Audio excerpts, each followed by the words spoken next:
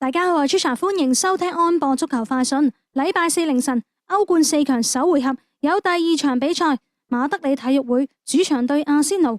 聯賽階段，阿仙奴曾經4-0大炒過馬體會，而馬體會最近12次歐戰面對英格蘭球隊係冇優勢，只係取得2勝2和8負。而阿仙奴最近7次歐冠作客面對西班牙球隊都係贏晒。照咁睇，今場阿仙奴應該有信心喺第一回合先下一城。先講實力分析，從牌面嚟睇，阿仙奴無疑喺馬體會之上，全隊預計身價就係馬體會嘅2倍。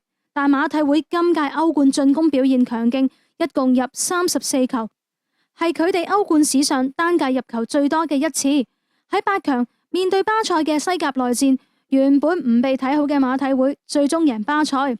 目前馬體會可以全力踢歐冠，事關聯賽方面已經爭冠無望，亦都好大機會攞到來屆嘅歐戰席位。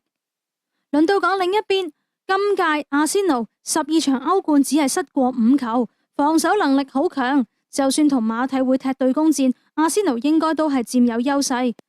領隊方面，斯蒙尼今仗將會迎接佢執教生涯第130場歐冠比賽。佢之前取得嘅戰績就係65勝37負27和。近年佢嘅風格亦都改為以攻代守，但可惜今屆歐冠只得1場能夠零封對手，所以話防守能力仲要加強。另一邊，阿迪達之前有4條戰線都有力爭冠，但而家剩低2條，所以話今場阿迪達係不容有失。關鍵球員方面，基斯文已經確定今個夏天離隊，作為馬體會嘅標誌人物。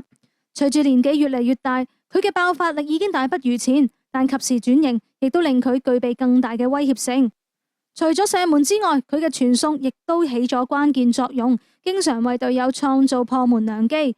另一邊，基約里斯已經融入阿仙奴嘅體系，上輪英超阿迪達故意將佢擺喺後備，就係為咗今仗留力。佢好叻走位，經常揾到靚位射波，所以今場馬體會條防線實會俾佢搞到頭都大。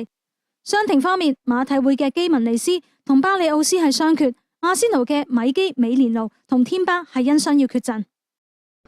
中意呢條片嘅話呢，就記得俾 like 同埋要 subscribe 我哋嘅 channel， 再 share 埋俾你啲朋友仔睇。咁我哋下條片再見，拜拜。